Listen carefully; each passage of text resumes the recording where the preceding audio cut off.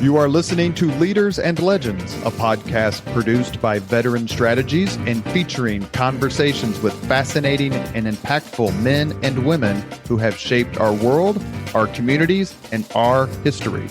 My name is Robert Vane, Principal of Veteran Strategies, and your host for our discussion. You are listening to Leaders and Legends, a podcast presented by Veteran Strategies, an Indiana-based public relations enterprise, and sponsored by Garmon Construction, Leaders and Legends LLC, the Grand Hall and Conference Center at Historic Union Station, the McGinley's Golden Ace Inn, and NFP, a national insurance broker with strong local content. Our podcast is featured on the All Indiana Podcast Network in partnership with Wish TV. You may find Leaders and Legends at allindianapodcastnetwork.com. Thinking of starting a podcast or need to host a public meeting? Let Leaders and Legends LLC be your partner as you look for new ways to communicate your message. Please contact Chris Spangle or me at leadersandlegends.net. And as always, all our podcast interviews are dedicated to the legacy and generosity of P.E. McAllister. Our guests, Talmage Boston, wrote a book, How the Best Did It. It's universally acclaimed, and by that I mean it gets reviews like this: a discerning examination of what all of us can learn from some of our most effective leaders. John Meacham, other reviews, all positive. Doris Kearns Goodwin, Evan Thomas, Will Imboden. I could go on and on. Thank you so much, sir, for coming on the podcast. I loved your book. Thank you. It came out on April the 2nd, so it's been out a little over a month, and I've had the privilege of speaking on it all over the country and getting some national media. In fact, on Sunday, May the 19th, 7 o'clock Central Time, 8 o'clock Eastern Time, a.m., I'll be the 1-hour guest on C-SPAN's Washington Journal, just me, for an hour. So I'm pretty excited about that. But there's been some other good national media. I did Brian Kilmeade's national radio show. Brett Baer had me on his TV show. And a piece came out today in the Washington Examiner. And it's a book for all Americans who aspire to be better leaders. And it helps if you have an interest in presidential history, because that's really the theme of it. But since we are talking about the greatest leaders of their era and exactly what it was they had, what traits they had that caused them to be so successful, these are traits that anybody who's aspiring to leadership in any organization ought to be thinking about. And we're going to get you to Indianapolis too, so you can give a talk. I'd love that. Here in the Hoosier State. Leadership, in terms of the great man theory of leadership and his or her effect on history, has taken a bit of a battering in the last generation or so. What made you focus on these singular individuals and their impact on American history? These individuals have been heroes to me my whole life. I first fell in love with presidential history when I was 7 years old, and I'm now 70 years old, so that's a long time. But I grew up in Houston, and I was there when the Houston Colt 45s came to town. And then the Astrodome was built, and they changed the team name to the Astros. And I collected baseball cards. And so all 6 and 7 year old boys, you get a card, your mind is a sponge, you can remember anything. And so my head was just filled with baseball statistics. And my mother became concerned because on the one hand, she thought she had this real smart little boy, but on the other hand, all he knew about was baseball statistics. So when it came time for my 7th birthday, she went to a bookstore and she found a booklet that contained presidential trading cards. And on the outside was a picture of the president, on the back, when he was born, when he died, when he was president, what were the most important things. And just as I had done with the baseball cards, I remembered everything on the back of the presidential trading cards. And those years, the early 60s, was when America was celebrating the centennial of the Civil War. Of course, the great hero was Abraham Lincoln. And a lot of children's biographies of Abraham Lincoln and of course, Ulysses Grant, who later became president. So anyway, early on, I had a fascination with it. My first two books were about baseball history, but by the time I finished my second, I'd pretty much written about everything in baseball history that I truly cared about. My third book was on legal history, since I've been a lawyer for 46 years. But my last two have been on presidential history, and that's really where the main focus of my interest has been the last several years, and I think will continue. The more you know about so many of these presidents, the more fascinating they become. And what I'm trying to do with this book is what's called applied history. It's one thing to know history, enjoy history. It's something else to be able to apply history to your daily living.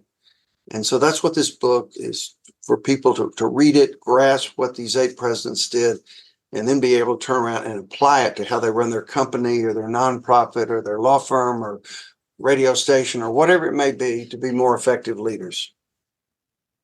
The presidents you chose are George Washington, Thomas Jefferson, Abraham Lincoln, Theodore Roosevelt, Franklin Roosevelt, John F. Kennedy, Dwight Eisenhower, and Ronald Reagan. We'll get to each of them in just a second. You mentioned baseball, so forgive me while I change the subject for 2 seconds. I'm about to record a podcast that's about Pete Rose. It's brand new, called Charlie Hustle. Does he belong in the Hall of Fame? Yes or no? No. When you take on presidents, you have to penetrate the myth first, right? To get to the man, to get to his actions. Of all the presidents that you have studied or have written about in this book, which one of them has the greatest mythology? I think you'd have to say John F. Kennedy, because with each of my 8 chapters on the 8 presidents, as a part of it, toward the end of the chapter, I identify their flaws. The focus of the book is on the great things they did, but as Ken Burns likes to say, we need to explore the full emotional archaeology, which means you also have to address each man's flaws, and they were all flawed, as we all are. And so in the John F. Kennedy chapter, in terms of the mythology that first John Kennedy and then his family and his people involved in his presidential library tried to create, in particular around his handling of the Cuban Missile Crisis, that was largely false, and that was all revealed once the tape recordings of the 13 days, 42 hours of executive committee meetings and joint chiefs of staffs meetings and so forth were finally made available to scholars in the 1990s. Did it become clear that much had been misreported and perpetuated that was simply not accurate? When you do boil down all of the facts, as I demonstrate in the chapter, he was in fact heroic. He was in fact the cool head, the calm voice and mind who made truly great decisions that avoided World War III and nuclear holocaust. Says that John F. Kennedy deserves to be recognized as the hero of the Cuban Missile Crisis. But to feel like you've come out of it with a complete understanding of what happened, you have to take away a lot of the manufactured stuff that the Kennedy family tried to perpetuate during the 60s and thereafter. But once the tape recordings came out, had to acknowledge the obvious in terms of what really happened. Are presidents the same? Let's stick with Kennedy for a second. I've done a couple of podcasts on the Cuban Missile Crisis specifically, and then obviously with Mark Updegrove, who wrote about Kennedy and the administration. Are presidents like ball players, no matter what the sport? They get the big things right, or they have the game-winning drive, or they hit the game-winning home run or basket. Those are the ones we remember. Sure. Who wants people in jest have said, okay, Talmage, for your next book, why don't you title it How the Worst Did It, and talk about all the things that they did that caused them to be ineffective leaders, and therefore people who are aspiring to be leaders can say, this is what I want to avoid doing. And I say, no, I don't want to spend 2 years of my life researching why Andrew Johnson and James Buchanan and Warren Harding and Donald Trump and Joe Biden and Jimmy Carter were all such ineffective presidents. That's not how I want to spend my time. I like to focus on the positive and not on the negative. And yeah, and I'm by nature an optimist. I like to look on the bright side of presidential history, not so much the dismal side, although when you're evaluating how good and how bad presidents were, you do, with respect to many of them, have to recognize the scar on their presidency: Nixon, Watergate, Johnson, Vietnam, Clinton, Monica Lewinsky and Paula Jones and Whitewater, that caused otherwise fine presidents to get knocked off the rails when you're thinking about great presidents. The first, make sure I get this right. I do. The first 4 presidents you profile: Washington, Jefferson, Lincoln, Roosevelt, Teddy, make up our current Mount Rushmore. If you were in charge, Talmage Boston, in charge completely of choosing the next 4 presidents for Mount Rushmore Part 2, would you choose Franklin Roosevelt, John F. Kennedy, Dwight Eisenhower, and Ronald Reagan? Yes. And this isn't just me.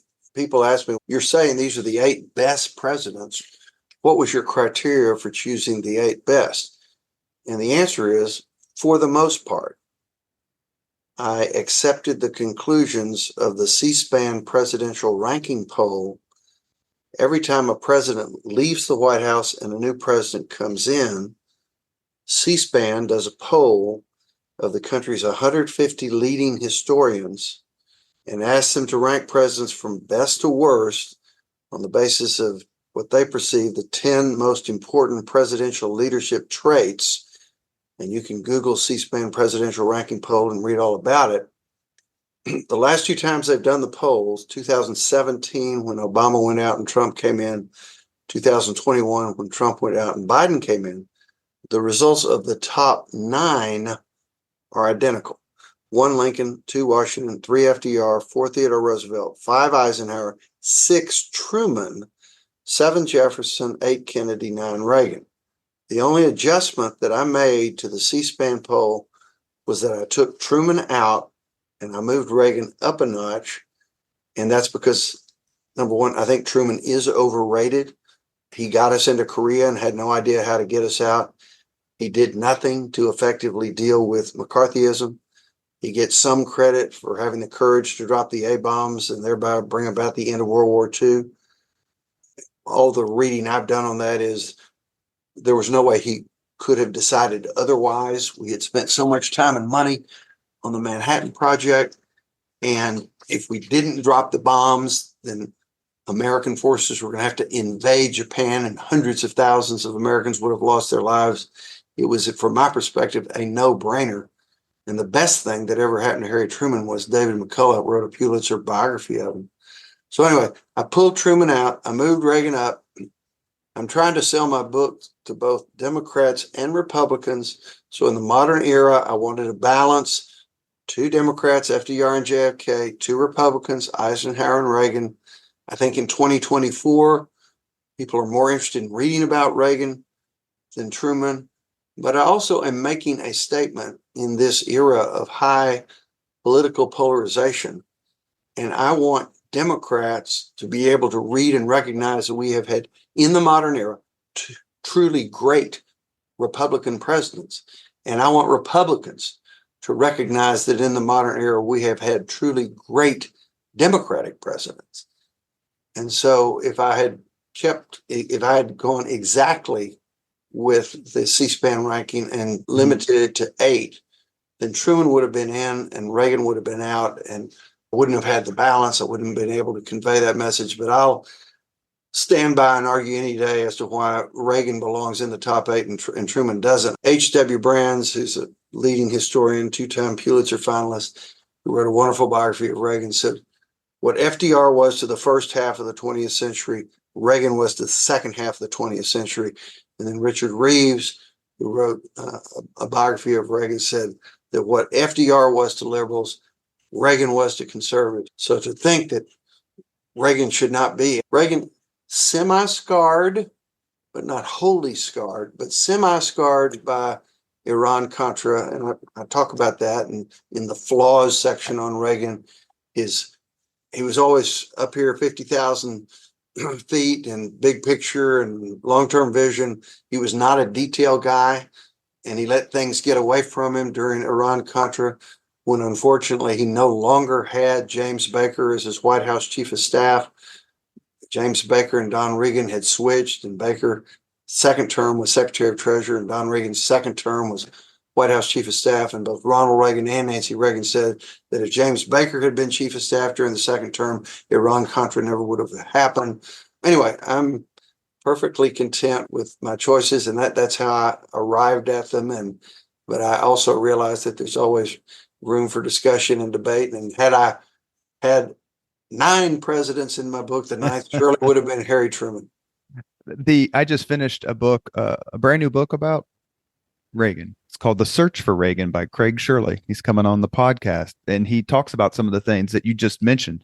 As a kid who basically became a Republican, like many of our generation, I was born in '67 because of President Reagan. I enjoyed both Mr. Shirley's take and what you had to say, including the flaws. Let me go back just for a second to the poll.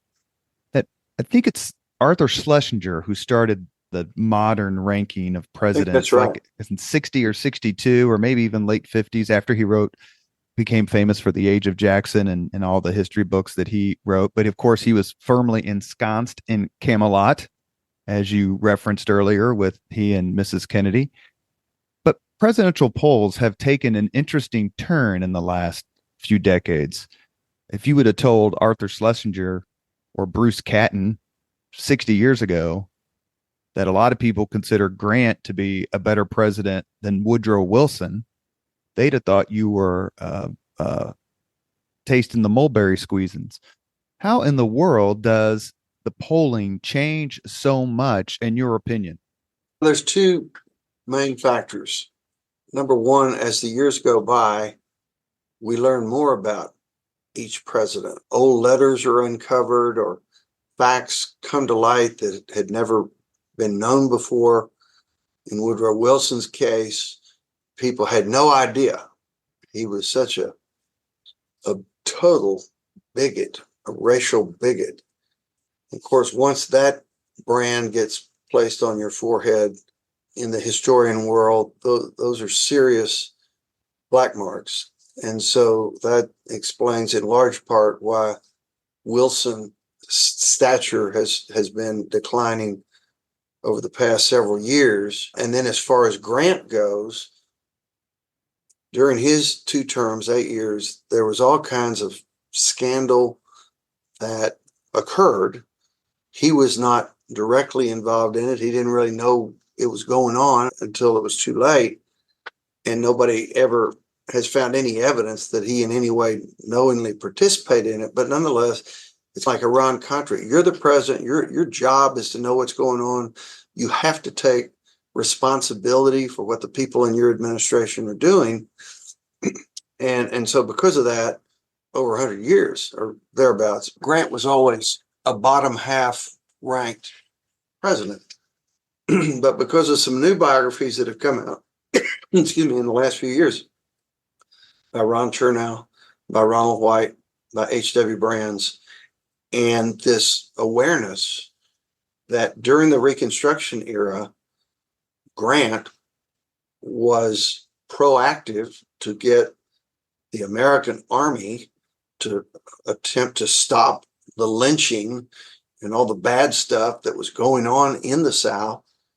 And so he gets lots of positive strokes for that when that wasn't really recognized until fairly recently. So that's number one in terms of new facts arise and historians become aware of it, and it reorients their conclusions about the effectiveness of a particular president. But the second factor is that so many historians evaluate presidents not on the social consciousness that existed during that president's time in the White House, but instead they impose 21st century social consciousness and apply that standard to how this guy was doing in 1880 or whatever it was. I mean, one of my favorite interviews over the years was in 2013 when I interviewed John Meacham on his then new biography of Thomas Jefferson. And I asked John, I said, all right, John, I'm going to ask you a hypothetical question. Let's assume that it is 2013, but let's assume that there is no building in Washington, D.C. called the Jefferson Memorial. It does not exist. We just have the Lincoln Memorial, we have the Washington Monument. That's it.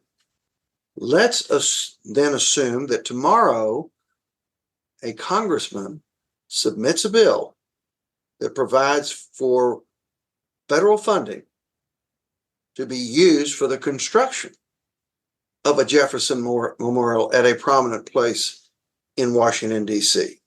That's the assumption. That's the hypothetical. Knowing what we now know about what was going on with Jefferson and the slaves at Monticello, does that bill get passed today? And John paused and smiled and said, no, that bill doesn't get passed today. And keep in mind, this was at least 7 years before the cancel culture kicked in. But because of what we know today about Jefferson, if we had no Mount Rushmore today, right, and we said, okay, how about if we chisel busts into the South Dakota mountain of our 4 greatest presidents, Jefferson would not be on there. In fact, I don't even know if in a lot of people's minds, I don't know if they'd make the top 8. And I still think Louisiana Purchase and the way he succeeded in coming out of, from my perspective, the very bad John Adams presidency, where Adams and the Federalist controlled Congress passed the Sedition Act, which made it a crime punishable by incarceration for anyone to criticize President Adams or any Federalist policy. And people were actually imprisoned for exercising their freedom of speech and freedom of the press rights. But fortunately, the Sedition Act expired by its own terms at the end of Adams' presidency. But that's the nation that Jefferson was coming into and would be the president. And so we had to bring the people back together, at least in part. And so Jefferson did an exceptional job of relentlessly pursuing positive relationships with people on both sides of the aisle that brought down the hostility and thereby got the country off to a much better start at the start of the 19th century. So I believe Jefferson is in the top 8, but in terms of political correctness and cancel culture and what was going on with Sally Hemings, she was 14 years old when she went to Europe and he was over there. And by the time she's 16, she's pregnant. When she comes back to the United States with Jefferson, and they end up having 7 kids, I think 5 lived to adulthood. And was it consensual? Was it not consensual? She was a slave. He had his way, and they'd made their deal in Europe that if she would continue this, then when he died, she and her children would be freed. So she made that deal, and Jefferson, in fact, abided by that deal and emancipated her children and upon his death. So it's all very complicated, but it's particularly complicated when we're looking at it from a 21st century social consciousness, as opposed to the way things were in the early 1800s. So those are the factors in play that caused rankings to change. Let me ask you a question about that very thing. So Washington and Jefferson, slave owners, 18th century slave owners, they stay in the top 5, in the top 10. Washington's either second or third, depending on the poll. Sometimes Franklin Roosevelt leapfrogs. They don't suffer for owning slaves, but Woodrow Wilson suffers. He was an inveterate racist. There's no doubt about that. He resegregated so much of the United States. So many of his policies were just absolutely hostile to African Americans. His reputation suffers. I mean, being a bigot is a terrible thing, but to me, it doesn't really compare with actually owning people. Well, I think, again, you have to look at the era when Washington and Jefferson, who both owned large plantations, thousands of acres, and in order to, quote, make a living off of agriculture on large plantations, even if you had 10 kids, that wasn't enough. And there was not a stream of immigration coming over from Europe. That didn't happen until later. And our founding fathers in the Constitution had recognized the legality of slavery. And thus, if you were going to make your plantation have any chance of producing crops that potentially could result in a profitable operation, there's no source for manpower saving except for slaves. And if it's legal and that's the only way you can make your plantation work, then you can understand why Washington and Jefferson doesn't make it right. Doesn't mean slavery was the right thing or a good thing, but from an economic standpoint of how things worked in agriculture on large plantations, nobody who had large plantations was emancipating their slaves, because you might as well just sell all your land and do something else. People didn't do that. Wilson, on the other hand, long after the 13th Amendment has passed and slavery, all that's behind, and he's just being a total racist bigot and saying all kinds of things and screening birth of a nation in the White House. Yeah, that kind of stuff. And so that we can look at Woodrow Wilson in his time and say, I don't get it, and particularly recognizing his religious upbringing. His father was a minister. And Wilson was a man of deep faith. And so how can you think that way? What caused Washington to finally change his mind about slavery such that in his final will, he freed the slaves that he owned, was he had seen how heroically they had fought in the Revolutionary War. And this ate at him to think that, my gosh, these people have been courageous and many of them have given their lives and they're still enslaved. And then, of course, Lincoln was of a mind, once he got, after the Emancipation Proclamation went into effect and runaway slaves from the South joined the Union Army to the tune of 200,000 soldiers and were instrumental to victory. Of course, they've got to be emancipated if people are sacrificing their lives. And so here's Wilson, who had been president during World War I and had seen, I guess maybe our armies weren't integrated in World War I. Maybe there weren't black soldiers in World War I. I hadn't thought about that. But anyway, we were far enough along that Wilson should not have been saying the things he said or thinking the things he thought, particularly with his religious perspective. That's just irreconcilable. And he had a significant education, obviously, PhD. Right. You are listening to the Leaders and Legends podcast. Our conversation is with Talmage Boston. We're discussing his terrific book, How the Best Did It: Leadership Lessons from Our Top Presidents. I'm going to ask you about a president about whom I know very little, and it's a serious error on my part. But in sticking up for Grant, I also want to say that he was probably, his reputation took serious damage because of the prevalence of the lost cause historians throughout. No doubt. The early 20th all the way through the night, Douglas Southall Freeman and them, who couldn't imagine that Grant was a better man than Lee. And he, quite frankly, was a better man than Lee in every way possible, in my view. I think I am not a Robert E. Lee expert, but I've lived in Texas almost my entire life. And I have many friends who still think Robert E. Lee hung the moon. And I've heard them enough to think that Lee had many honorable traits, but obviously he was the leader of the Confederate Army. But Grant, I don't think Grant's ever going to be a top 10 president because of all of the things that went on during his presidency involving shady dealings and so forth, and his inability to keep abreast of them or do anything about them. But we all have good, we all have bad. Some have more, seem to have more good than bad. And over time, we learn more good. And in some cases, we learn more bad. And that's why these rankings change. Somebody asked me about James Polk, who in some polls had gone as high as 12. And yet in the 2021, all of a sudden he's 18.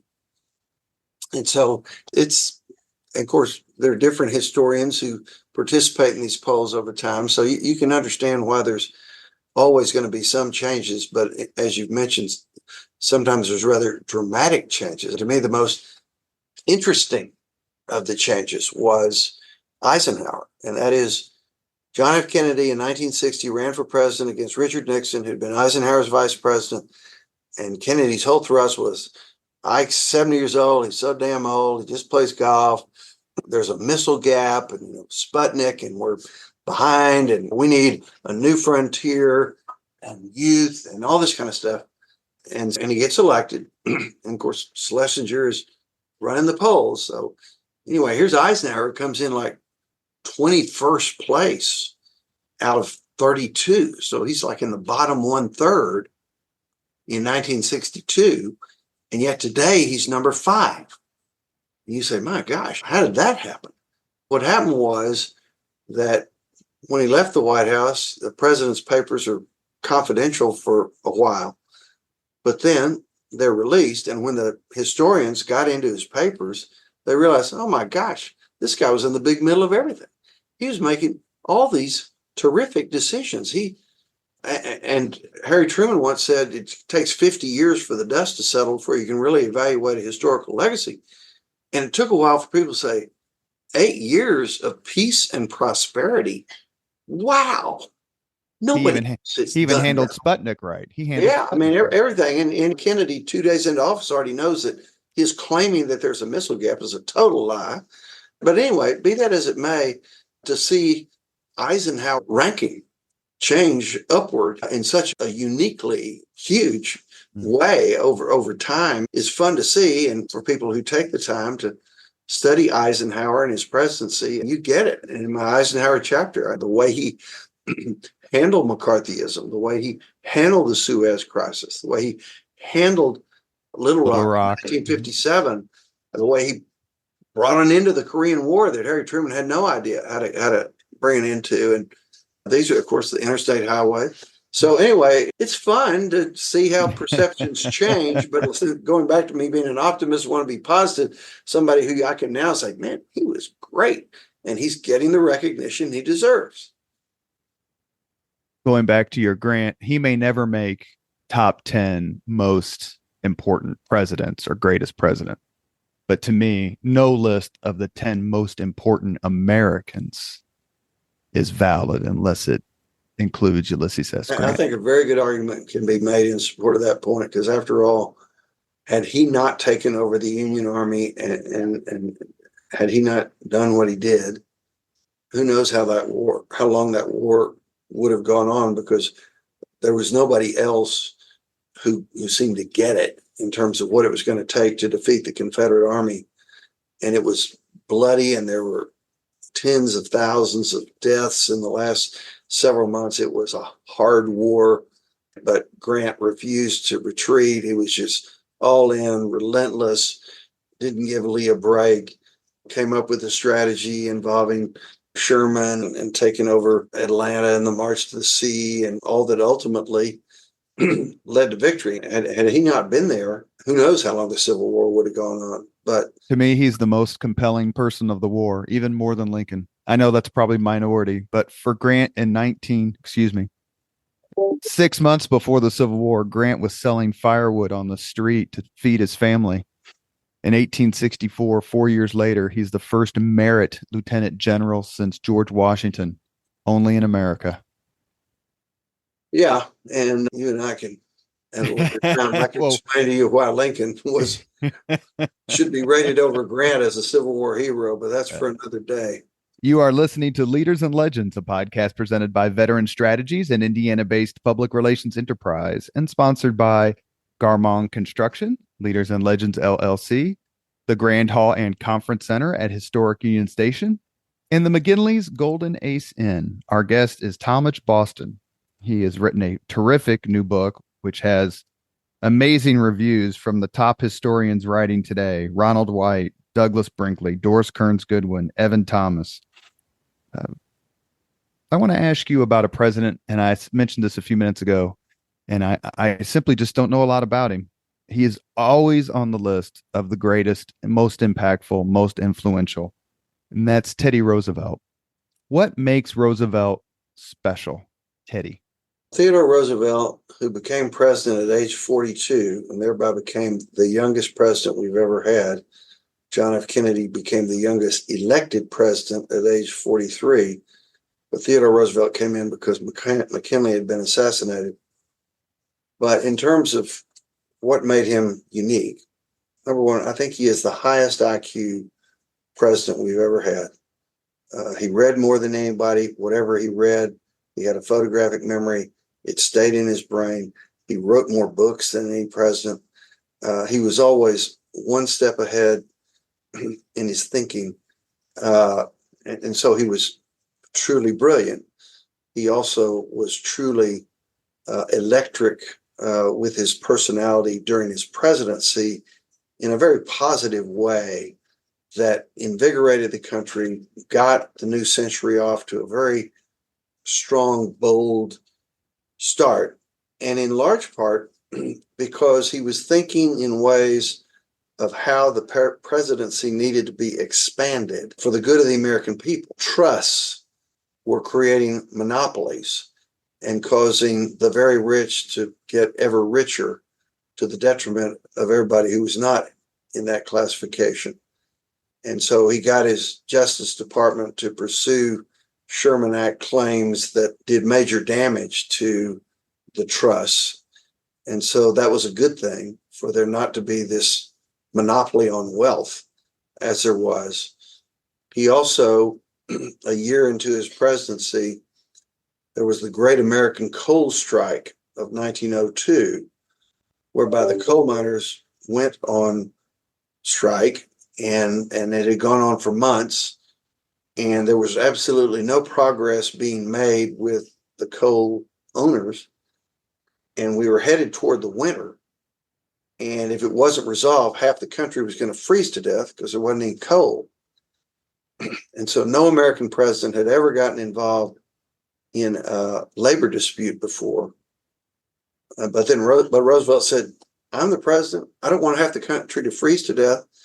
So he got the sides together and he acted as mediator and kept brainstorming with his genius potential ideas that could serve as the basis for resolution and common ground. And ultimately they did agree on binding arbitration to bring an end to it. And so problem solved, nobody froze to death, but there was a new area of presidential power to take responsibility for national strikes that could potentially have devastating impact on the American society. But he also was taking initiatives with national parks and wildlife refuges. So he was thinking in terms of the ways that presidential power could be expanded. And those are the areas that people recognize for what made him exceptional. And normally, to be rated a top president, you have to have done something great in the context of a major crisis. The coal strike was a bad crisis, but it wasn't the Civil War, and it wasn't the Great Depression, and it wasn't World War II, and it wasn't the Revolutionary War. And so that's why here's Lincoln #1, Civil War; Washington #2, Revolutionary War; FDR #3, Great. And here's Theodore Roosevelt. We didn't have any wars during his presidency, and we didn't have any major crisis, and yet, and I forgot to mention the Panama Canal, all these things that he's taking responsibility for, and he's being proactive to make things better. for the American people, and to be a number 4 rated without a major crisis during your presidency is amazing. But as I point out in the chapter, and this is straight out of Edmund Morris's wonderful trilogy on Theodore Roosevelt, the first one was called The Rise of Theodore Roosevelt, which was from birth up until he became president. That one won the Pulitzer. The second one was on Theodore Roosevelt during his presidential years. And then the third one was called Colonel Roosevelt, which is what he'd like to be called post-presidency. He left the White House when he was 50 years old. He died when he was 60 years old. So during that last decade, all this electric personality and overachieving and never resting and just relentlessly seizing the day every single day caused him ultimately to twist off. Yeah. And the You last make that point very brilliantly in your book. He's not a president that I know a lot about. Even as I said, that's a failing of mine. But your point of he had all this kinetic energy, but yet now what are you going to do? Which is why he begged Wilson to go back over to go to World War I. He wanted to go fight. Yeah. And then when Wilson said no, he then pushed his sons onto the front lines. And of course, one of them got killed. Yeah. Quentin. And so some people say that he died at age 60 of a broken heart because he knew that he had pushed Quentin into war and he got killed. And then I guess we should mention that his son, Theodore Roosevelt Jr., received the Medal of Honor. Yeah, man, his actions on D-Day. When it was badly wounded, he spent the rest of his life with this injury. So anyway, war is hell, and that is interesting to see how in the old days, the children of presidents joined the war and saw combat. And Franklin Roosevelt's sons did during World War II. And of course, that doesn't happen anymore. Let me ask you about Franklin Roosevelt. I just read a book and recorded a podcast with David Roll. I don't know if you know who David is, but he's I've seen his name. He's a terrific biography. Oh, he wrote that one. Is about Ascent. Ascent to Power. Yeah, about Truman. You won't like it. I got a big review in the Wall Street Journal. I'm going to tell you. It's an excellent book. It's not hagiographical, but I think it's very pro Truman. Maybe it'll change your mind. I don't know. But what I come back to on Franklin Roosevelt, and I'm sure this is black and white as opposed to maybe the culture and the temperature of what he brought to the presidency. I have not read a book, and correct me, please, that argues the Great Depression was cured by the New Deal. That's true. I don't think anybody would claim otherwise. And yet he gets so much credit for his actions through the New Deal. Am I wrong in thinking that's somewhat counterintuitive? He gets credit for inspiring an optimistic spirit in the American people that somehow, some way, we are going to get past this Great Depression, that obviously Herbert Hoover did not have the ability to inspire optimism at all. And FDR was highly proactive, and some of his programs hit and some of them missed. Some of them were effective, some of them weren't. But at least he was doing everything he could think of to try to get the country out of the ditch. But as you point out, and as basically all historians agree, the only thing that brought the country out of the Great Depression was the necessity of developing the great American war machine, which was necessary for us to be in a position to ultimately win World War II. So, but we can't take away from the fact that FDR was calming panic in his first week as president. In his first term, there was this panic on the banks. People were pulling all their money out, putting it in mattresses, and then FDR declares a bank holiday, he called it, and he closes all the bank to stop the panic. And then he does his first ever fireside chat 8 days into his presidency, where he basically says, let's calm down. Here's what we've done. Here's what we're going to do. Here's the road that lies ahead. There's no need to panic. And the next day they open the banks and the panic is gone. So his massaging of the national psyche to feel like somehow we're going to get through this. And we have a president who's going to do any and everything possible to get us through this. Some of it will work, some of it won't, but at least we know he's given it all he's got. Accounts for the fact that in 1932 and then 1936 and then 1940, before we had gotten involved in World War II, FDR wins 3 blowout elections in which he gets over 80% of the electoral votes. Now, he gets reelected in 1944. Of course, we've been in World War II, and that was more on the basis of the war. But the first 3 were on the basis of the Depression. And so regardless of whether you want to look back and say, he really didn't solve the Depression. That's right. But he did put Americans in a much better frame of mind, thinking that we were going to get out of it sooner or later, and that we had a president who was going to make us feel like he was doing all that government could do to bring us out of the ditch. And that gets to the notion of bully pulpit. He used the bully pulpit to give the people hope, to give the people perseverance, and that's huge. Huge. I was just going to say, and he also, I think, we don't know them all, obviously, but had the best presidential voice, this real beautiful voice. And I guess we should mention poor Alf Landon, 523-8. He loses in 19. I think there have been 3, to my knowledge, there have been 3 great. Of course, we don't have recordings of Lincoln's voice. We hear he had a high-pitched voice that when you first heard it, you thought, how in the world could this guy be persuasive? But if you tried to listen, then all of a sudden you realize, my God, every word that's coming out of his mouth is brilliant. But in terms of the voice on a medium that the American people could hear on the radio or on television, there have been 3 great voices, and that is FDR and JFK and Reagan. They had the capacity to inspire the country like. I didn't vote for him, but I also thought that the cadence and the phrasing of Barack Obama sometimes was. Here's the difference. But Barack Obama, yes, yes, yes. When you heard him, when you saw him on television, the cadence, the eloquence, the vocabulary, the presence, you thought, damn, wow, I needed to hear that. That's truly great oratory. But then when you step back and you say, okay, yeah, it was, but what did it accomplish? And in particular, you look at what JFK did with his oratory, you look at what Reagan did with his oratory, that not only does it sound good and powerful and eloquent, but it actually inspires Congress or the nation to go out and do something great.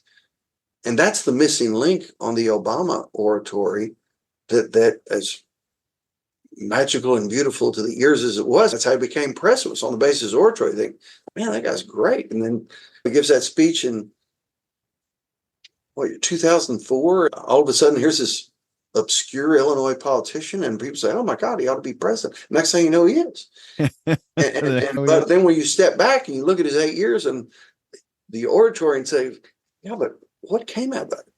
You mentioned polls, and there's a recent poll. And by recent, I think in the last 2 or 3 years, I couldn't find it because I wanted to be more exact, but I couldn't find it. And it was a rating of presidents and so on and so forth.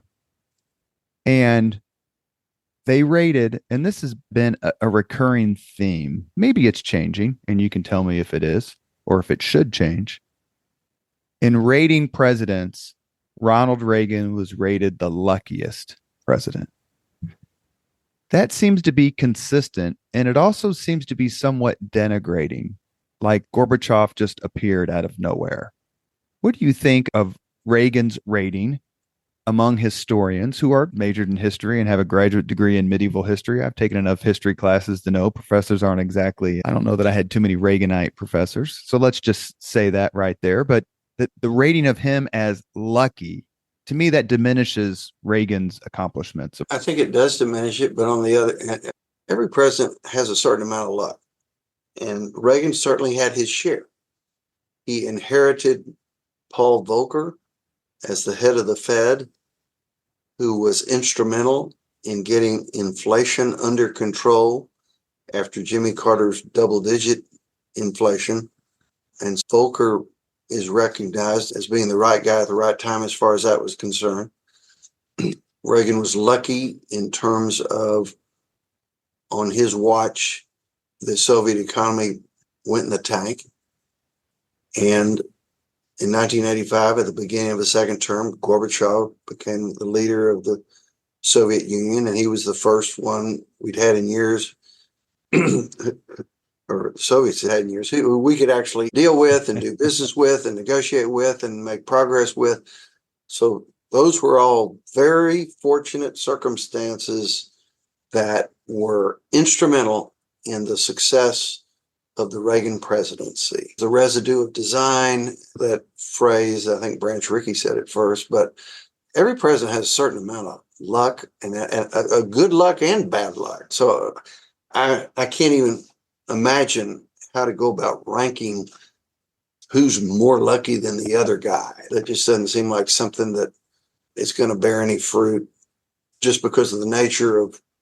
Well, Eisenhower had Stalin die in, I think, 53, so he didn't have to deal with that. The list goes on. Lucky. Yeah. I am embarrassed here in the final minutes we have on the Leaders and Legends podcast before I ask you the same 5 questions that we ask all of our guests. We're talking to Talmage Boston. His book is How the Best Did It, Leadership Lessons from Our Top Presidents. Profiles of Reagan, Eisenhower, John F. Kennedy, Franklin Roosevelt, Theodore Roosevelt, Thomas Jefferson. But number 1 and number 2 we haven't hit yet. And that's George Washington and Abraham Lincoln. Is it too much to say they are the 2 most important Americans who ever lived? I think you could certainly make a compelling argument that what you just said is true. Had it not been for George Washington, I don't think we would have won the Revolutionary War. I don't know that we would have prevailed at the Constitutional Convention in coming up with a document that everybody could agree on and that the states could ratify, or that we could have gotten the nation off to a better start in terms of setting precedents and the operation of how government worked than we did during Washington's 2 terms. And Washington is definitely one of the 2. And of course, Lincoln, to come into office after 7 states have already seceded with more to follow, and to preside over the country as commander-in-chief during the only civil war we've ever had, where over 750,000 people lost their lives, and to take responsibility in achieving the ultimate abolition of slavery, which nobody could have pulled off but Lincoln. And that's obviously the biggest stain on the history in American history of our country. I can't think of anybody who would give those 2 guys competition for being worthy of being first or second, because those 2 guys did so much that was so important. And this leads me to my last question before the 5 questions. And actually, I could tell you've been interviewed before, Mr. Boston. You've led me right into it. Yet for each one of these presidents, including Washington and Lincoln, you have a section in your book about their flaws. Why was that important to you? And of these 8, who do you think was the most flawed? I think it's important that Washington wasn't perfect and Lincoln wasn't perfect. And I happen to be a person of the Christian faith, and I think that Jesus Christ was perfect, but I don't think any other man has come close. And as far as Americans in history, I think Lincoln had the fewest flaws, and so my section on him is shorter. And Washington, as a slave holder until the bitter end, even though he had these strong feelings about how wrong it was, and yet he didn't really, quote, do anything until his will at the end of his death. But I think it makes historical figures more approachable for the reader and for the student of history to not think that anybody was perfect or close to perfect. But nonetheless, they still did great things. And so we, in our own lives, need to be in the business of grasping the great things that people have done and seeing what we can learn from them. And that's the purpose of my book. We've reached the point in the Leaders and Legends podcast where we ask the same 5 questions of all of our guests. Mr. Boston, are you ready? Yes. What was your first job? My first job was mowing lawns in our neighborhood in Houston when I was in the 4th grade. What was your first concert? The first concert was in elementary school when members of the Houston Orchestra came and played, in my first real introduction to classical music, and it was uplifting. Did you ever meet Van Cliburn? Van Cliburn lived in Fort Worth, and I'm in Dallas, and he wasn't out and about except in high society in Fort Worth. I was there for the opening of the Rangers ballpark in 1994, and Van Cliburn was there and played the Star Spangled Banner. I think that was the only time I was ever in the same place as Van Cliburn. Third question. If you could suggest any book for someone to read, which book would you recommend? I think John Meacham's newest book on Lincoln, And There Was Light, is a book that's worthy of anybody's attention to fully appreciate not only Lincoln's greatness, but the process that caused him to be great. And John's a spectacular writer and knows how to make a historical argument and knows how to touch the heart. So that book comes to mind. I guess the other one, if we were talking about fiction, a book that really had an impact on me as a novel was Robert Penn Warren's All the King's Men, which I read in college, and still passages in it have stayed embedded in my brain for over 50 years. Do you think Lincoln could have been even greater if he had married someone else, or happier? He could have been happier because Mary Todd Lincoln was a shrew, but we have to give Mary some credit. She was a very smart woman and she was a very ambitious woman. Exactly. And Lincoln benefited by those two traits, but she was always causing friction. She was doing nutty things like going on these wild shopping trips and buying things that they could never afford. She associated with shady characters.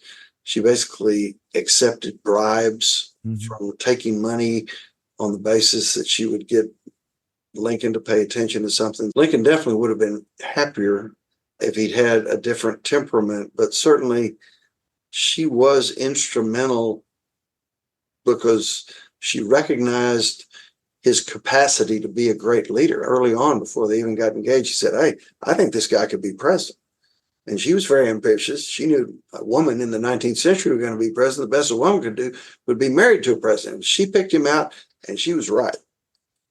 Question number 4. If you could witness any event in history, be there in person as it happens, which event would you choose? I guess I'd like to have been there at the Gettysburg battlefield on the day he gave the Gettysburg Address, just November 19th. Appreciation for what had happened, what the mood was. Here was the guy who preceded Lincoln, who spoke for 2 hours, and then Lincoln spoke for 2.5 minutes and said more in 2.5 minutes than the guy had said 2 hours. What's the guy even? I think those are the most immortal words ever spoken. And the close second is his second inaugural address. So both of those circumstances and to hear those magic words and to hear his voice say those magic words would be something I would have loved. Poor Edward Everett. Edward Everett, that was the name. That's right. You have come closer to the object of the occasion in 2 minutes than I did in 2 hours. Right. Last question. If you could have dinner with anyone living today, 2 hours off the record just to chat, whom would you choose? It might be Gary Kasparov. So the chess player who has been who is now among the most brilliant political thinkers in the world and writes brilliant op-ed pieces for the Wall Street Journal. And I heard him speak at SMU a few years ago, and he was just dazzling, and he's involved in something called the Strategic Defense or Strategic Democracy Initiative or something like that. Mm. And I just think the guy's brilliant, and to come out of this chess world where he was the world champion, which in and of itself makes somebody brilliant, but then to be able to apply that kind of genius to political thinking, I think he's the guy that comes to mind. Yeah, I would say calling him a chess player undersells it quite a bit. He's one of the greatest players of all time. Yes. Speaking of brilliance, here's your chance to say hi to Ambassador Ken Edelman. Is Ken on? I'm going to get him on so that he can say things about you. He's going to redo his book about Reagan at Reykjavik, and I'm going to make sure I ask him about you. I want to say thank you to Ambassador Edelman for helping connect us. Ken, I quote Ken in my book and his Reagan at Reykjavik, and he and I got to be friends being on the board of the Better Angel Society, which is the nonprofit that raises money for Ken Burns' wonderful films. And I saw Ken do a program at the LBJ Library with H.W. Brands on Reagan and Reykjavik, and Ken's a special person. You have been listening to Leaders and Legends, a podcast presented by Veteran Strategies, an Indiana-based public relations enterprise, and sponsored by Garmon Construction, Leaders and Legends LLC, the Grand Hall and Conference Center at Historic Union Station, and the McGinley's Golden Ace Inn. As always, all our podcast interviews are dedicated to the legacy and generosity of P.E. McAllister. Our guest today, Talmage Boston, the author of How the Best Did It, Leadership Lessons from Our Top Presidents. Mr. Boston, thank you so much for writing this book. Thank you so much for coming on the podcast, and we hope to see you soon here in Indianapolis. I would love that. I've never been to Indianapolis, and I've certainly enjoyed being on your show, Robert, and everything I know about your podcast is very impressive, and so I hope your number of listeners continues to grow. Thank you very much for listening to Leaders and Legends, brought to you by Veteran Strategies Incorporated. If you want to contact us about this program or our menu of public relations services, please send us an email at robert@veteranstrategies.com. That's robert@veteranstrategies.com.